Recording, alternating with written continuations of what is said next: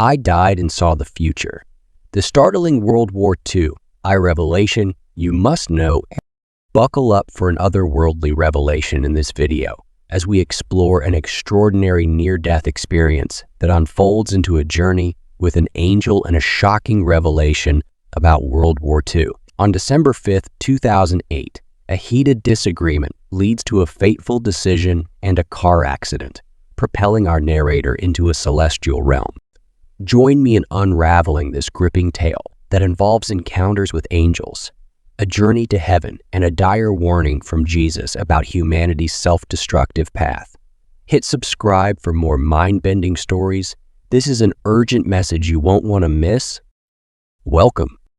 On December 5th, 2008, an event unfolded that significantly altered my life trajectory. Immersed in a crucial project, a disagreement with a colleague emerged, centering around the allocation of limited human resources. I advocated for our team, while my colleague insisted on directing resources to his project. The disagreement escalated into a heated argument, casting a shadow on my post-work mood. In search of solace, around 10 p.m., I made an unsafe decision to drive to a nearby bar. Despite feeling fatigued, I neglected appropriate precautions. As fatigue overwhelmed me, my eyelids grew heavier and consciousness blurred. A car horn abruptly pierced the air, awakening me to an oncoming vehicle. In a panicked reaction, I veered off the highway, traversing a farm field until colliding with a utility pole. Disoriented and in pain, with throbbing head and obscured vision, my life hung in the balance. A force drew me into the unknown. Amidst the darkness, my name was called. Struggling to raise my head, I beheld a beautiful angel with long golden hair cascading like a waterfall. Her deep blue eyes exuded compassion, and her pure countenance emanated a divine aura. Clad in a flowing white robe, the angel's beauty transcended mere appearance. Her presence exuded infinite light and love. Extending a hand, she urged, "Come, take my hand." We don't have much time. Despite confusion, I seized her hand, experiencing a weightless sensation, my soul detached from my body, floating in an enigmatic space. Swiftly ascending into the night sky, the angel lifted me from the ground.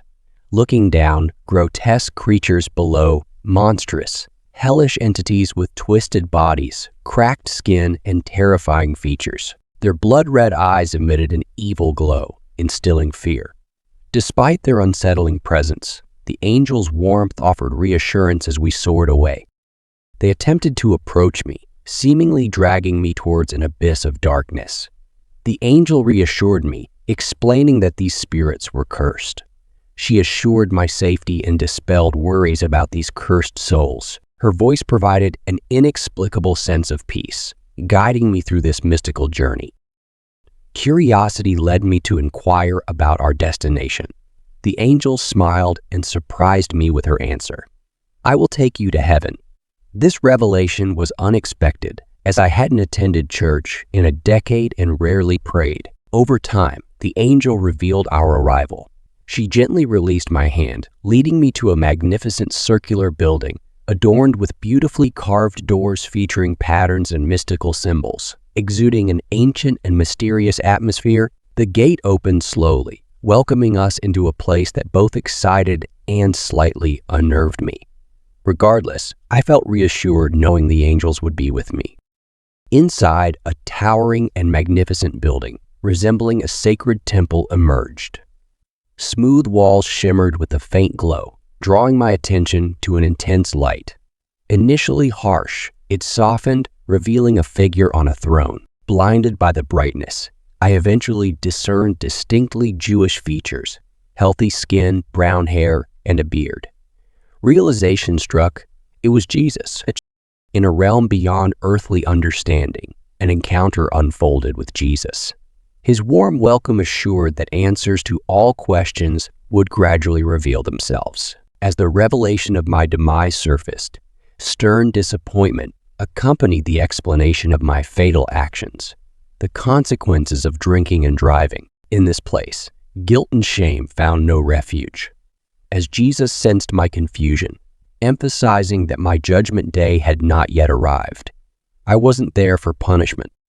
Addressing my presence, Jesus urged reflection on past deeds, sighing with disappointment and emphasizing the need for introspection.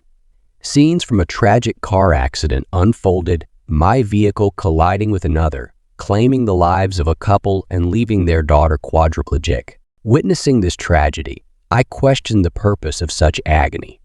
Jesus responded, stating it was meant to encourage me to become a better version of myself. Amidst frustration and self-condemnation, Jesus comforted with a gentle pat on my shoulder, advising against excessive self-blame. The purpose in this realm wasn't to drown in self-doubt, but to realize a crucial truth. Everyone carries a past filled with mistakes, yet the past need not define the future.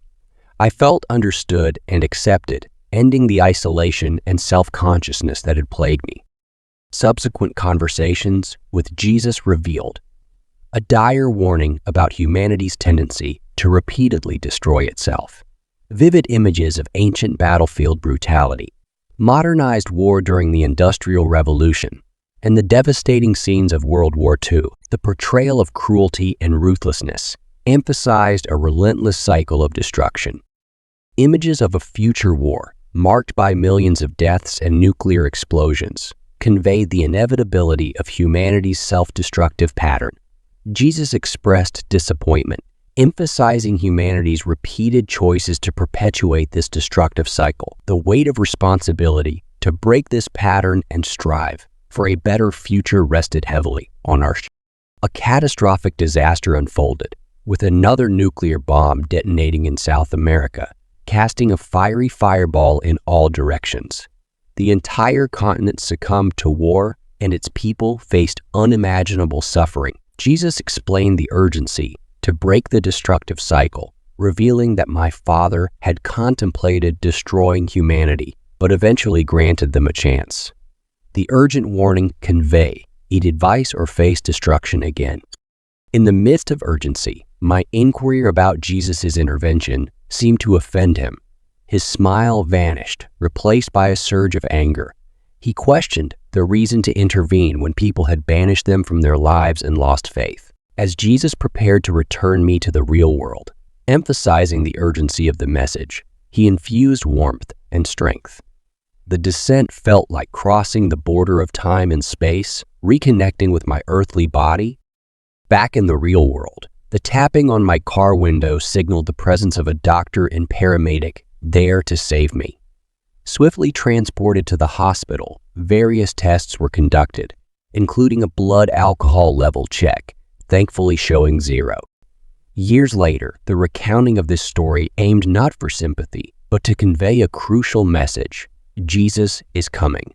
It's an urgent and important message, hopeful that people will listen and respond positively.